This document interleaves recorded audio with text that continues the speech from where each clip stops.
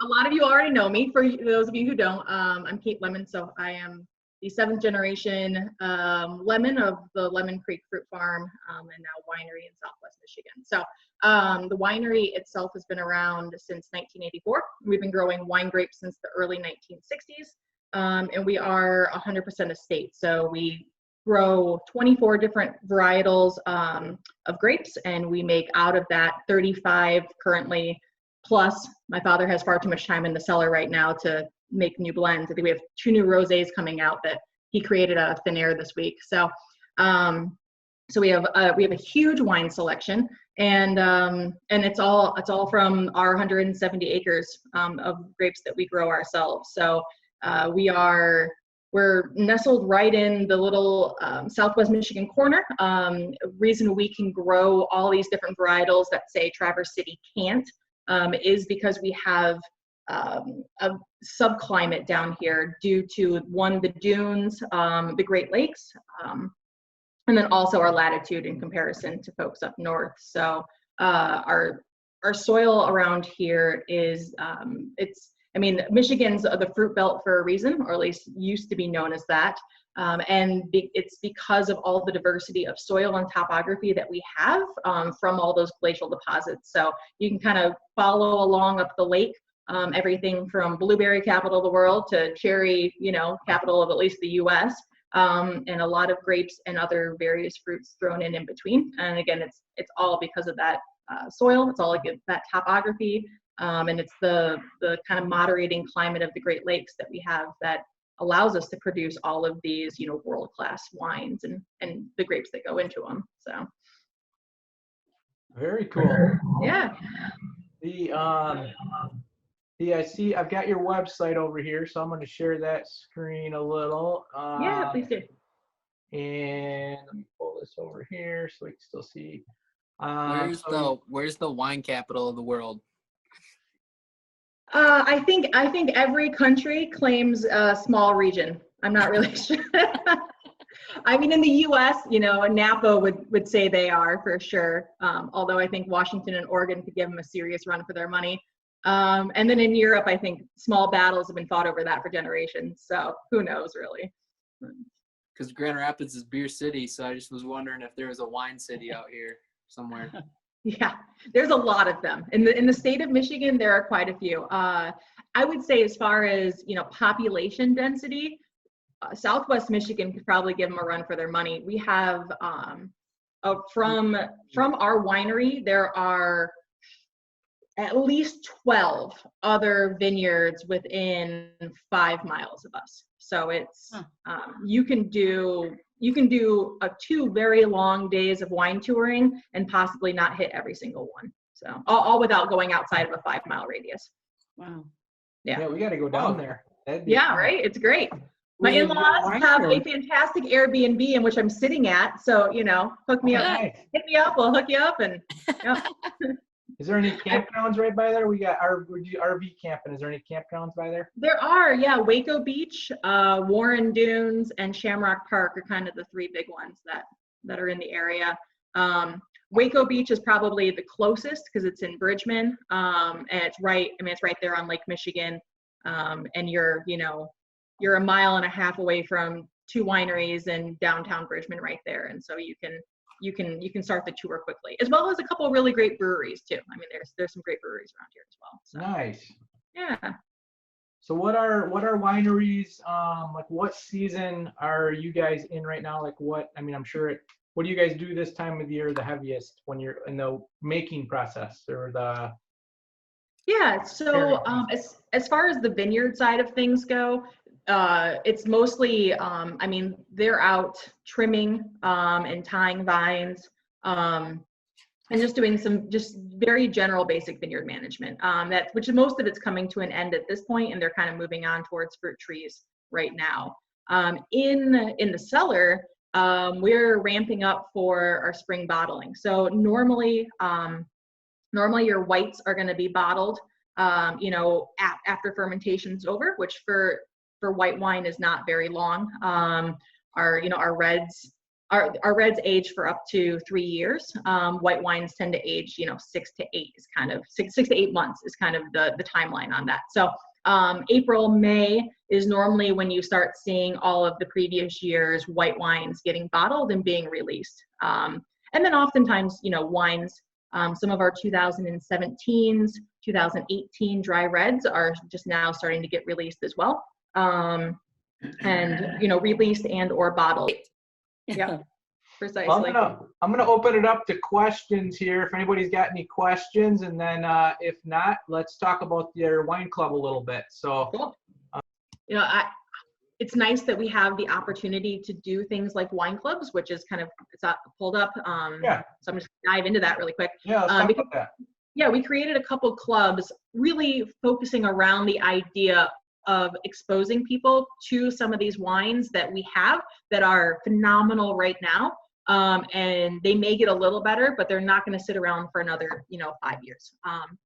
So like with our reserve club, we have, some 2010s, 2011s, 2012s, and 2013s. I mean, that era for wine in Southwest Michigan was phenomenal. It was kind of pre-back-to-back polar vortexes. It was kind of pre the era of us getting a ton of rain in the spring, like we have for the last 4 or 5 years. And it was just ideal growing conditions, for about 3-4 years straight. It's also when you saw a lot of wineries pop up in the state of Michigan because everyone's like, hey, this is easy. Why isn't everyone doing this? Good years in agriculture do that, right? Yeah. But we have those wines still. I mean, and those 2010s, that's a 10-year-old bottle of red wine that was aged for, almost 2 years in French oak. It is so damn good, but it will not be good in 5 years, and so it's at that point where, these are the wines we want to put in people's hands. But we also, we can't necessarily just put them out there because they're, we want folks to understand what they're getting. I mean, a $40 bottle of wine, which our current Carmenere is, massive award winners, amazing wines. Not everyone's going to see that on a website and say, well, I've never tried that before, I'm going to buy it, because it just doesn't happen, especially right now. They're looking for that price point that makes sense. So creating these clubs where we have the opportunity to send folks wine that is above and beyond, but also be able to communicate with them, on a wine club member basis that, okay, hey, if this is something that you need, you want to skip this one particular bottle, or you want to change, one of these things, we can accommodate for that. But really kind of show them these are what our options are, for folks that like these older, drier, more reserved wines. And so that was why we created that one particular club. And I'm excited for what we're going to be able to release with it. Yeah. And then we created the varietal club, which is kind of, it's our catch-all for everyone who likes dry and semi-dry. It's going to have that, $15 bottle of Pinot Grigio alongside, that $28 bottle of brand new Pinot Noir Rosé, which is amazing and awesome. And I didn't drink all this today. It's just That's your story. Pre-game. You should put water in it. I know, right? But yeah, so it's kind of a little bit of everything. And that one's evolving. That club is right now, it's kind of a mix of white, reds, and rosés. I think we're seeing a need where we're eventually going to stem that off to where there's a varietal club mix, there's a varietal club red, and there's a varietal club white, because that's kind of what the demand is showing that we're going to need to do. So you'll see some changes with that in the future. The nice thing is about signing up for a wine club, you can move laterally within the club. So if you sign up for the varietal and you're like, man, I wish I would have done the reserve, it's an easy switch. Same thing kind of in any other direction. So, and then the Sauternes Club is for our sweet lovers. I mean, we have, we produce as many sweet wines almost as we do dry whites or dry reds, including ice wines and, sparkling fruit wines and sweet Rieslings, and cherry wine and all sorts of stuff that, really fits the palate of, I like Moscato, I like Riesling, I like a sweet, Italian red. What are your options? And so that kind of stays right there in that section. And we're releasing 2 new ice wines this summer, which we're really excited about. One's a red ice wine and one is a rosé ice wine. And so that's going to be a great platform for folks to be able to access some of these wines because, some of this stuff, again, it's, Pinot Noir Rosé is a phenomenal bottle of wine. We only have about 40 cases of it. So, we're being able to find folks who want these particular wines and pair them with the wines is kind of the goal of the wine club. And then eventually we're going to have a winemaker's membership, which is really more for the perks of being a wine club member than the actual wine, which will involve, lots of complimentary tastings, passes to our annual festivals, really heavy wine discounts, special events targeted only for those folks. And we're holding back releasing that because if we're in quarantine until August, well, then I feel really bad taking people's money. So we're just going to wait and see what the year holds on that one. And once we kind of get on the other side of all of this, then we'll go from there. So. Somebody wanted to dabble in their own winemaking and just do a little bit at their home. Is there any place that you would recommend, like, hey, check out these, they'll kind of help you, they'll show you how to, where to plant, what to plant? I mean, not for, other consumers, but for their own private, what would you recommend? Well, I would say, so we do offer home winemaker options in the fall, where we sell either grapes or juice that's already pressed to folks, as well as yeast. So they have to kind of provide their own containers, which most of that is really easily accessible. Give me a second, I can tell you the company that everybody uses. I think it's Midwest Beer Supplies. But yeah, it's fairly easy to do. And if folks want to grow their own grapes, just know that you're in for like a 3-4 year commitment before those grapes are really going to start, those vines are going to start to produce. So I mean, there's nothing wrong with say, hey, planting your own grapes, and you can get a lot of plants within the state of Michigan. There's a lot of resources, and I don't know them off the top of my head, but I can actually ask my dad once we get off the phone, and I can email that over to you guys if you're interested in spreading that information around. But I would say, put your plants in, and then spend a couple of years doing a home winemaker option where you're buying your juice and you're buying your grapes. But we get folks who come and they do 1 gallon at a time, and they do a gallon of wine in a gallon plastic jug, and they go from start to finish. You can make bubblers really easy, and the main thing you need to make sure of is that you're providing oxygen when you need to, and then you're stopping and you're adding enough sugar or starting with enough sugar to get fermentation to where you want it to go. And then you also need to make sure that you're stopping fermentation when you want it to stop. And those are kind of the big 3 components. And that really is, all the equipment, just like home beer supply kits, are available online. I think it's Midwest Beer Supply. I'll find out. But yeah, do it. It's fun. I've done it in the past. I mean, now that I'm back here, it's not as exciting. But Midwest. While she's looking that up, has anybody else got any questions yet? No, just my grandfather used to make his own wine and whatnot. He had his own little distilleries, and it was kind of fun to watch. And then just a couple of years ago, 2 years ago, we planted a champagne grape in our backyard. I actually got it from a childhood friend of mine. Her father was selling his house, and I always loved their grapes. And so he said, well, if you want, you can come and dig up that plant. And so we planted over here. Awesome. I planted it, but I have no idea what to do with it, how to trim it, how to take care of it, or anything like that. It's more for nostalgia than anything. But I thought, man, if we could get that thing to go.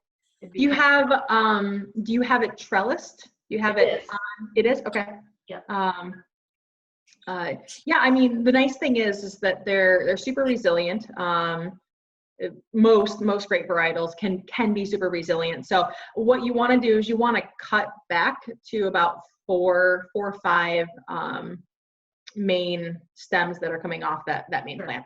And then you're going to wrap them kind of around that trellis or along the trellis and tie them on.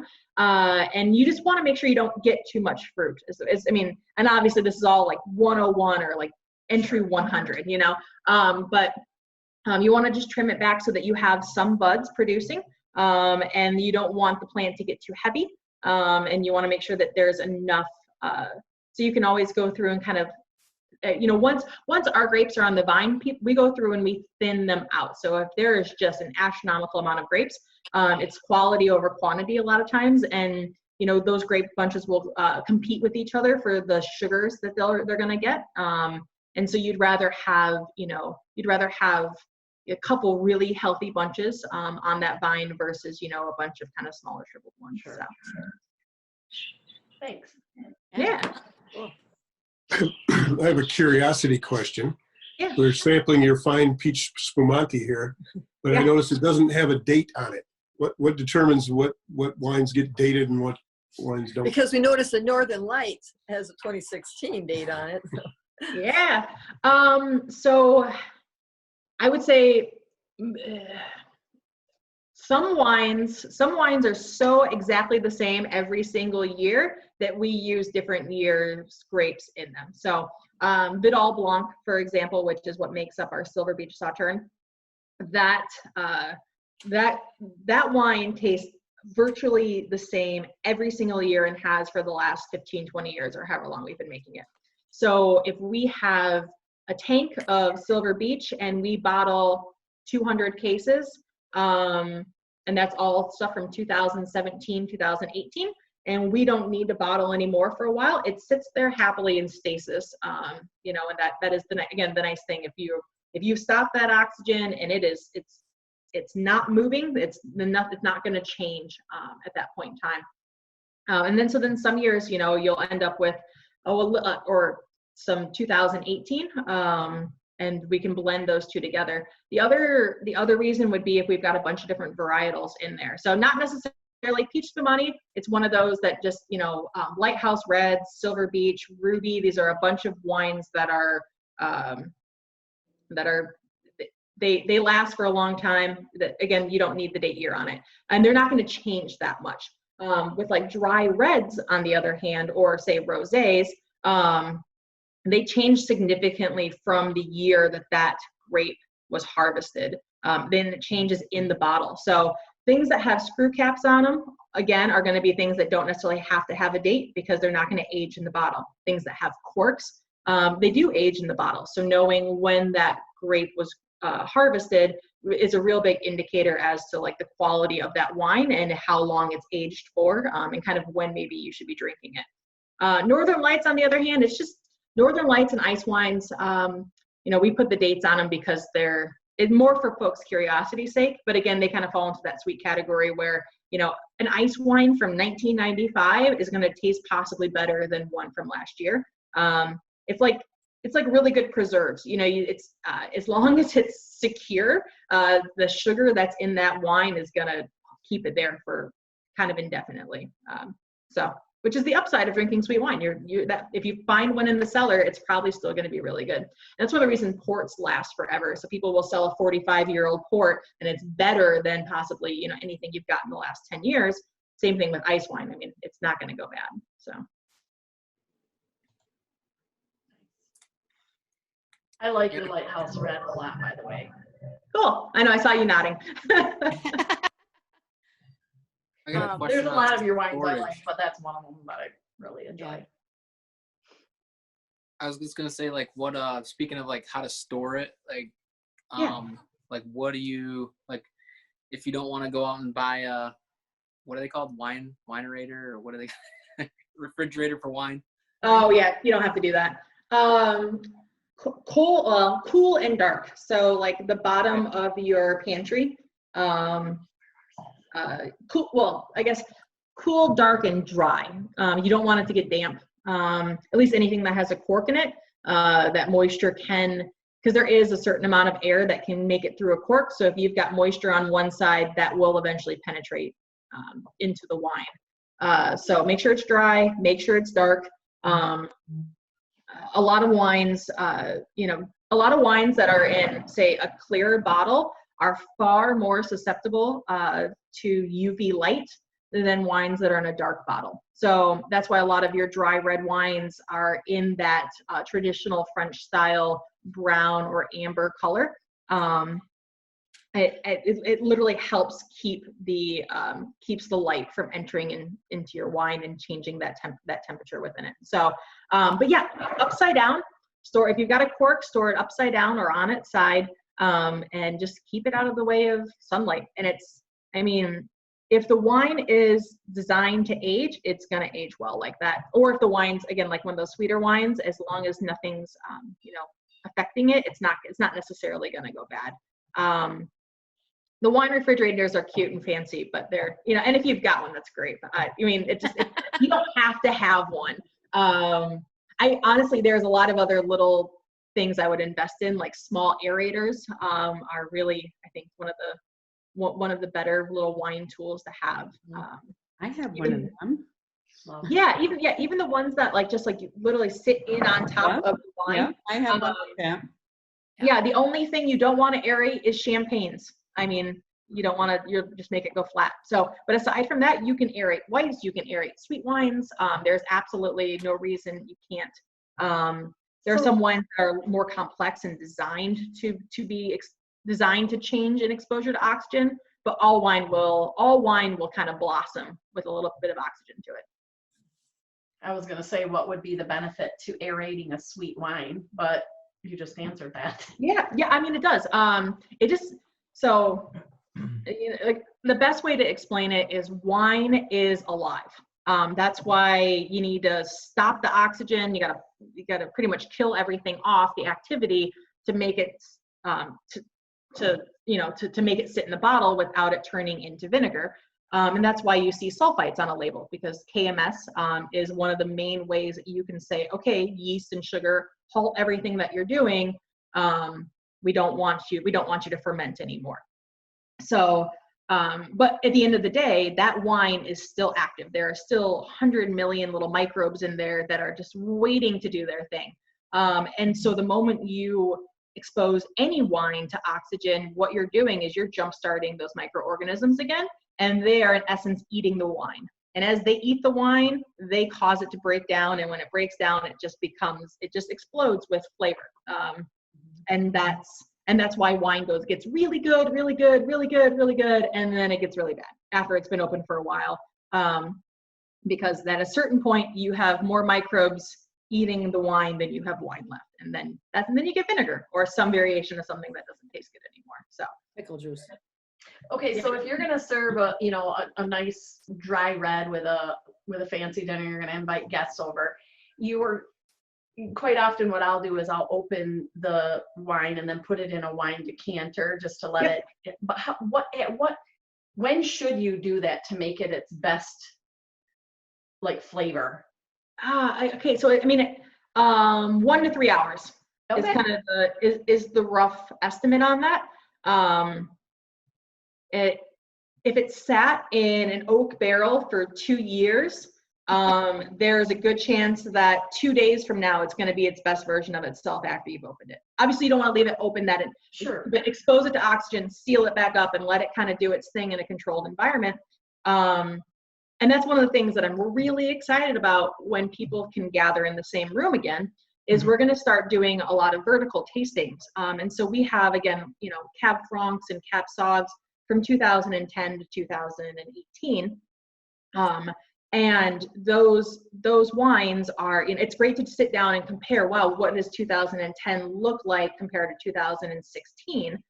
But we're also going to not just do vertical tastings, we're also going to do lateral tastings. So when we get folks to sit down in that room, they're trying 8 different years, but they're going to try that same bottle of wine from opened a day ago, opened an hour ago, opened 3 days ago, and kind of really be able to show what that difference is when, your Pinot Noir is probably not going to taste as good on day 3. It's just not, unless, okay, if it's a Willamette Valley Pinot Noir that's been aged for over a year, then it might. But of a Michigan Pinot Noir, it's a delicate grape. We can't quite get the same oomph that the West Coast can with the Pinot Noir.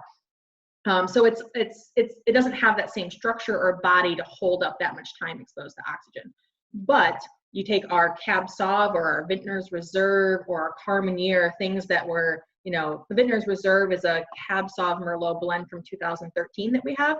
And it was aged for 36 months in brand new French oak. I mean, the structure on that wine is amazing. And so that can handle oxygen for a much longer, much prolonged period of time.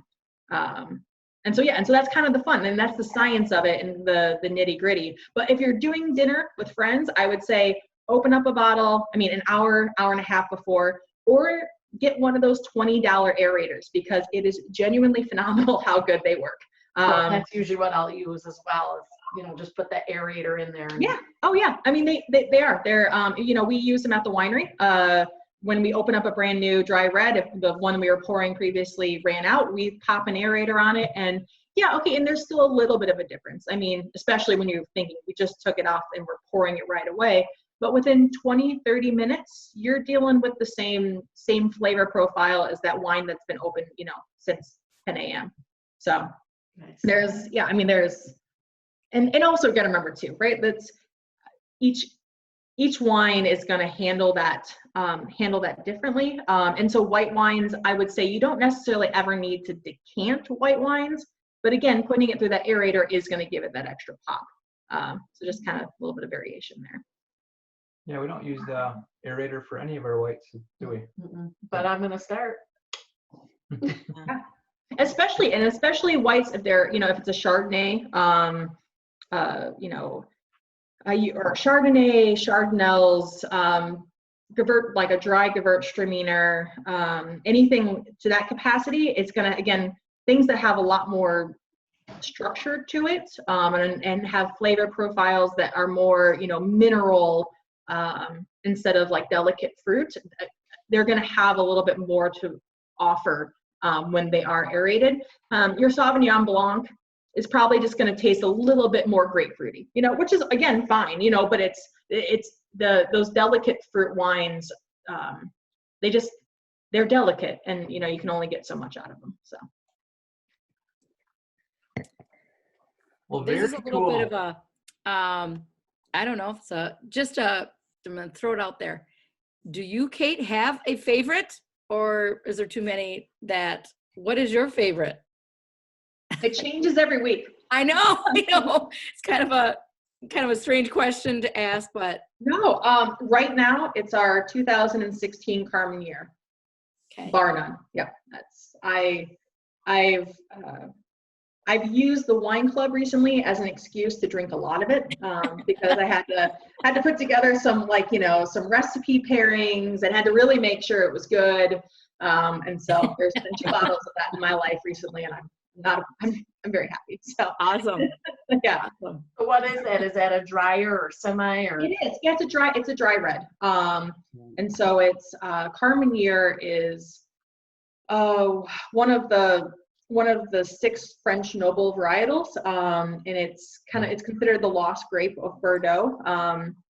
It fell out of fashion, you know, at some point in Europe, while America was still just a bunch of pilgrims not knowing what they were doing, and it kind of stayed that way until, you know, the last 40, 50 years. And so, you know, where Cab Sauvs and Cab Francs and Malbec and Merlot all became, you know, quite well known, Carmenere did not. And so it's just now kind of finding its place on the world stage.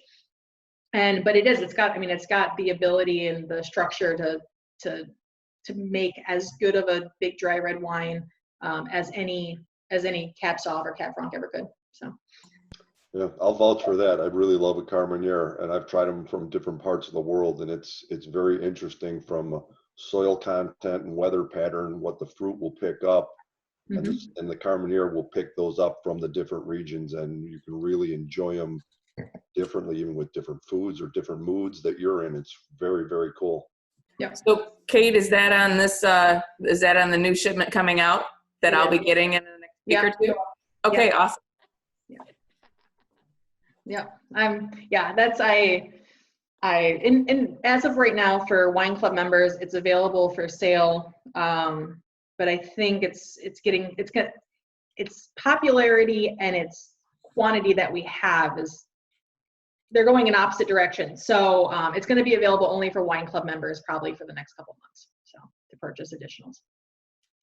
Yeah. And same thing with like our Pinot Noir Rosé. And we're also doing we have a new ice wine coming out, a red ice wine. And it is a Chancellor ice wine. And that one's going to be available kind of limited release and specifically for wine club members, at least out the gate, because it's we only have so much of it. It's going to be a much smaller bottling, but it's really good. It tastes like it's very chocolatey, which, you know, we had a Cab Sauv ice wine previously, and that was much more fruit forward. And so this one's kind of, it's very decadent is the best way I can describe it. It's sweet and chocolatey and just, it's delicious. So So a very good reason to be a wine club member, huh? it is, yeah. I mean, and again, you know, on our regular menu, you know, right now we have over 30 wines. And so, you know, you don't have to be a wine club member to find something you like. And that is, you know, we want to make sure that everyone is able to access wines that they love and enjoy.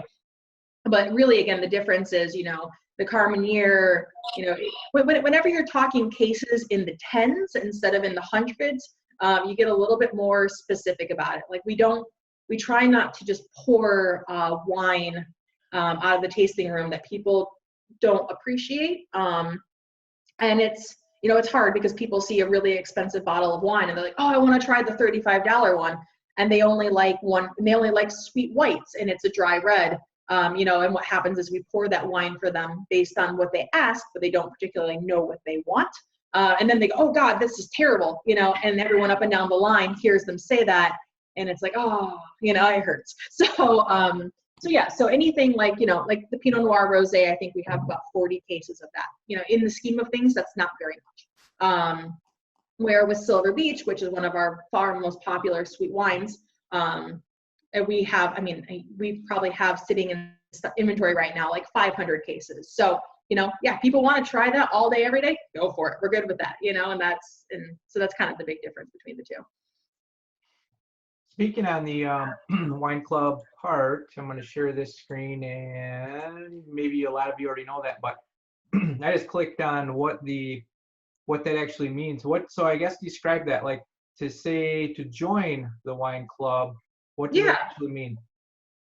So to join a wine club means that you're committing to getting X amount of bottles of wine, X amount of times a year. So for us, it's 4 bottles of wine 3 times a year for all of our wine club members. And those wines are kind of selected out of, you know, out of the descriptor of what we hope folks are going to enjoy. And so you're committing to, you know, say for the varietal club, you're committing to, you know, approximately $110 to $130 a shipment. And with that, you get all sorts of different benefits that come with being a wine club member. So, you know, our goal is to keep people who love Lemon Creek to keep coming back and to keep drinking Lemon Creek wine. But we also can't necessarily just give away, you know, tastings or provide fantastic discounts all the time. So it's really what it is. It's like an agreement from, you know, folks on the other end of the world or the state saying, hey, I really like your wine. I'm committing to buying your wine. And I would like the opportunity to have more of your wine at a discounted rate in the future. And we say, hey, that's awesome. Let's do it. So we do have, you know, I mean, so they get special bottle purchase discounts. You get access to limited wines, you know, again, like we've been talking about, complimentary tastings. And we went kind of a different route with complimentary tastings than some wine clubs have in the past. And I spent a lot of time doing research with other wineries throughout the country. A lot of places, you know, 5-10 years ago just opened it up that wine club members got unlimited free tastings, you know, for either them or them and a guest. What we ended up doing is kind of trying to learn from what our customers have told us they want, and also from other wineries that we work with, things that they regret. And so what we've opted for is giving people X amount of tastings that annually with their wine club membership. But they can use them how they want. So, you know, we do have folks that are wine club members from Florida. and they come up here to visit family. You know, they snowbirds or they live down there, you know, 8-9 months out of the year. When they come up to visit family and friends. They're only going to be visiting once probably throughout the summer. So what we wanted was the opportunity for those folks to bring all of those people that they love and offer them, you know, to share those complimentary tastings that they have. So, you know, giving them, so you can come by yourself 10 different times. You can come you and a guest 5 different times, or you can bring you and 9 of your closest friends for one big summer, you know, fiesta, and that works as well. So we did some crowdsourcing on it, and it seemed like the best way to go. And I'm excited and nervous to see how it plays out in reality. So makes sense. Definitely makes sense. Yeah.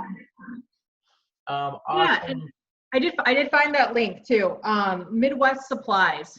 So they sell winemaking kits, they sell winemaking ingredients, they sell home brew kits, they sell brewing equipment. You can even make your own kombucha. So, and it is a Michigan-based company. So. She does Do make they her sell own the kombucha. kegs? What's that? Do they sell the kegs? They do, yes. They sell absolutely everything. So you can get like, there's a winemaking starter kit, and it's got you know 2 plastic 5-gallon carboys. It's got the bubbler. It's got just about, looks like absolutely everything you need. Sans grapes. And so, yeah, and it's got corks. It's got a hand corker. It's got SansiClean, keep everything sterile. So yeah, we order stuff. The winery orders stuff from Midwest Supplies. And you know what small little home brewing I've done, I've ordered it from there as well. So it's a good company, and it's local. Awesome. Thank you. Well, Yeah, thanks thank everybody. you so much. Thank you for your time. Appreciate it. Yeah, All have a right. good one. Thanks. See you Bye-bye. guys. Yep. Bye. Bye.